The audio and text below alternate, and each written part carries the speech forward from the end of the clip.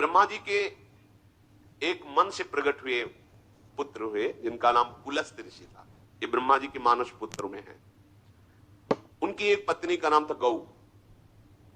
उनके एक पुत्र हुआ जिसका नाम वैश्रवण, जिनको कुबेर जी कहा गया। ये पुलस्त्य जी के अंश से प्रकट हुए श्री वैश्रवण जी हैं।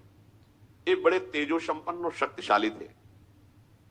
वैश्रवण जी अर्थात कुबेर जी, ये पुलस्त्य ऋषि को छोड़ करके भगवान ब्रह्मा जी की आज्ञा में और सेवा में रहने लगे। ये पुलस्त्य जी को अच्छा नहीं लगा, क्रोध आ गया पुलस्त्य जी को। तो पुलस्त्य जी ने अपना दूसरा रूप धारण किया अपने ही अंश से, उसका नाम हुआ विश्रवा। अपने शरीर से दूसरा रूप प्रकट किया जिसका नाम विश्रवा, क्रोध से प्रकट किया। ये क्रोध आसुरी भाव है, राक्षसी भाव है। विश्रवा सदैव कुबेर जी से दोष दृष्टि रखता, द्वेष दृष्टि रखता, कुपित रहता, पर ब्रह्मा जी की सेवा में थे विश्रवण, इसलिए किसी का प्रभाव उनके ऊपर नहीं। वैश्रवण की सेवा से प्रसन्न होकर पितामह ब्रह्मा जी ने अमरत्व प्रदान कर दिया और त्रिभुवन के धन का मालिक बना दिया। धनाध्यक्ष भगवान कुबेर ऐसा कहा जाता है। वो जो पुलस्त्य जी के अंश से प्रकट हुए प्रथम पुत्र, द्वितीय विश्रवा जो उन्हीं के आदेश से प्रकट हुए। और जब कुबेर पदवी मिली तो महादेव जी से ब्रह्मा जी ने उनका परिचय कराया और मित्रता करवाई। नलकुबर नाम के इन्हीं के मणिग्रीव पुत्र प्रकट हुए और एक दिव्य स्वर्णमयी राजधानी धनाध्यक्ष कुबेर की, जिसका नाम लंका। ये धनाध्यक्ष कुबेर की राजधानी, त्रिभुवन का धनाध्यक्ष पद और लंका ये कुबेर को दी गई। और विचरण करने के लिए पुष्पक विमान और यक्ष राक्षसों का राजाधिराज पद कुबेर को दिया गया। जो पुलस्त्य जी के क्रोध से प्रकट हुआ विश्रवा नाम का पुत्र था, वो कुबेर पर दृष्टि क्रोध भरी रखते थे। कुबेर जी ने देखा कि ये भी तो पिता ही तुल्य है, विश्रवा पुलस्त्य जी के आदेश शरीर से। वो कभी गुस्सा नहीं करते, सदैव प्रणाम करते। और धनाध्यक्ष कुबेर तीनों लोकों के यक्ष, दैत्य, राक्षस, यक्ष इनके स्वामी थे। तो तीन बहुत ही सुंदर युवतियां सेवा में थी, राक्षस कन्याएं, बड़ी माया शक्ति से संपन्न, दिव्य से दिव्य रूप धारण करने वाली। वो महामुनि विश्रवा की सेवा में लगी।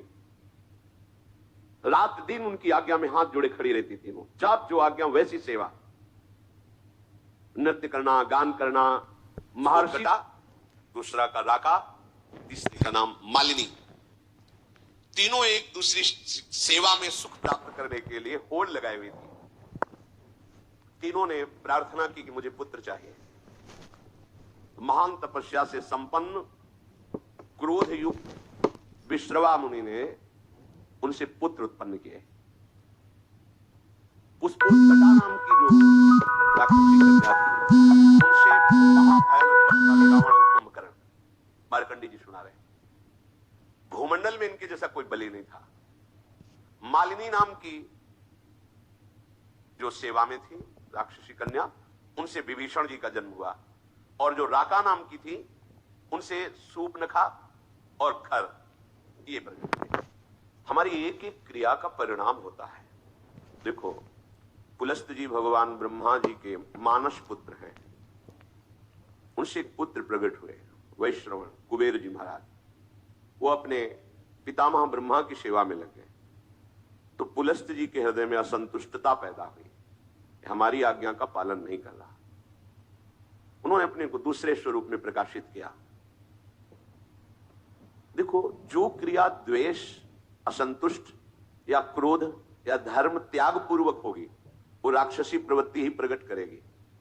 विश्रवा जी के हृदय में कुबेर के प्रति भारी द्वेष, क्योंकि पुलस्त्य जी का संकल्प उद्वेषात्मक हो गया। तो उनसे जो विश्रवा प्रकट हुए, उनके हृदय में कुबेर जी के प्रति द्वेष, अर्थात धर्मात्मा पुरुष के प्रति द्वेष। उनकी सेवा में कुबेर राजाधिराज पदवी प्राप्त की ब्रह्मा जी से, तो देखा ये पिता स्वरूप है, इनको मेरे से द्वेष है, ये द्वेष मिट जाए। दिव्य मायावी शक्तियों से युक्त बड़ी ही सुंदर तीन युवतियों को विश्रवा मुनि की सेवा में लगाया। सेवा में नजदीक रहने से उनको पत्नी भाव से स्वीकार किया। द्वेष, क्रोध, इससे संयुक्त होकर के पुत्र उत्पन्न की चेष्टा की, क्रिया की। पुष्पोत्कटा नाम की सुंदरी से जो सेवा में थी, बड़ा ही भयानक पुत्र प्रकट हुआ, रावण, फिर कुंभकर्ण। उसी भाव से भावित होकर के राका से संयोग किया, तो जिसे खरदूषण कहा जाता है, वो पुत्र और शूर्पणखा पुत्री, भयानक राक्षसी भाव। इतना द्वेष नहीं करना चाहिए। ऐसा भाव करके मालिनी से संयोग किया तो विभीषण जी का प्रादुर्भाव हुआ। अगर आप गृहस्थ हैं और द्वेष, क्रोध, हिंसात्मक वृत्ति, अधर्म भाव, फिर आप पुत्र उत्पन्न करते हैं, तो वैसे ही पुत्र होगा। या असमय में, जहां शास्त्र आज्ञा नहीं करता, उस समय तो राक्षसी भाव का होगा। जैसे कश्यप और पति पत्नी, कश्यप जी 10,000 वर्ष तक तपस्या में ब्रह्मचर्य रहकर भगवत आराधना की, दीदी जी उनकी सेवा में रहे। प्रसन्न हुए कश्यप, क्या चाहिए तुम्हें? उनका, भगवान आप हमारे प्राणनाथ पति हैं, एक पत्नी को अपने पति से क्या चाहिए? पुत्र, यही सौभाग्य है, तो उनका समय का इंतजार करो। उनका, नहीं भगवान, मेरे हृदय में इतनी वेदना हो रही है कि हमारी और बहनों की तो संतानें, मेरे है नहीं। अब मैं समय का इंतजार नहीं, आपको इसी समय मुझे पुत्र प्रदान करना पड़ेगा। और इस तरह से वो अपनी भावना को प्रस्तुत किया, हट किया। महापुरुषों से हट नहीं करना चाहिए, उनकी रुचि पर छोड़ना चाहिए। पर वो अपनी रुचि का आरोप इस कोट से किया कि वो संध्या काल था, भगवान सूर्यास्ताचल को जा रहे, इस समय महापाप माना जाता है स्त्री संभोग। उन्होंने विवश होकर के फिर स्नान आदि किया और कहा कि तुम जानना चाहते हो तुम्हारा पुत्र कैसा होगा? घोर भगवत द्रोही पैदा होगा, क्योंकि घोर समय था। उदैत्य और दानवों का अधिपति होगा, साधु ब्रह्म ऋषि धर्म इसका नाश करेगा। कांप में भगवान ने तो मेरी चाह नहीं थी, ऐसा कैसे? तो उन्होंने कहा तुम्हारी रुचि और समय इसके अनुसार ऐसा पुत्र होगा। चरणों में गिरे, भगवान ऐसा नहीं होना चाहिए, ऐसा तो होगा, पर अब तुम क्षमा मांग रहे हो, इसलिए तुम्हारा पौत्र भगवान का महान भागवत होगा। तो ये हिरणाक्ष और हिरण्यकश्यप के रूप में प्रकट हुए और श्री प्रहलाद जी उनके कुल को पावन करने वाले प्रकट हुए।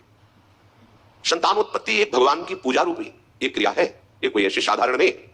आप अगर संयम से लेकर पवित्र होकर भगवान को प्रणाम करके उनकी आज्ञा का पालन करने के लिए उनकी सृष्टि विस्तार रूपी पूजा, उनका स्मरण करते हुए, तो निश्चित महाभागवत पुत्र होगा, देशभक्त होगा, बलवान होगा, विद्वान होगा। अंदर क्रोध है, द्वेष है, अधर्माचरण है या मदिरापान आदि ऐसे, तो फिर वो सींग भले प्रकट ना हो, पर होगा वो राक्षस स्वभाव वाला। स्वभाव उसका आसुरी होगा और वो तुम्ही को दंड देगा, तुम्हें जलाएगा जीवन भर। ये शास्त्र प्रमाण से जो चलता है उसे परम शांति मिलती है, चाहे गृहस्थ हो चाहे विरक्त हो। जिस समय रावण प्रकट हुआ, बहुत ही विकराल उस समय हो गया। जैसे भगवान के प्रकट होते प्रकृति शीतल हो जाती है, मंगलमय सुगंध चलने लगती, दुंदुभियां बजने लगती है, कोई भी ऋतु हो, बसंत ऋतु प्रकट हो जाती है। ऐसे ये महान दैत्य भाव, देखो भाव का खेल है। भाव आसुरी किया और संतान उत्पन्न किया, तो ऐसे भाव का प्रकट हुआ। 10 सिर ताहि 20 भुज दंडा, रावण नाम वीर बरिबंडा। 10 सिर 20 भुजाएं, अपार बलशाली। ये मार्कंडेय जी महाराज युधिष्ठिर को सुना रहे कि तुम्हीं को दुख नहीं हुआ है, स्वयं भगवान श्री हरि अवतरित हुए तो देखो उनके जीवन में कैसी कैसी विपत्तियां आई। ये भगवान के नित्य पार्षद हैं जय और विजय। सनक सनंदन सनातन सनत कुमार को प्रवेश द्वार में ही रोक दिया, ये अपराध है, नहीं करना चाहिए था।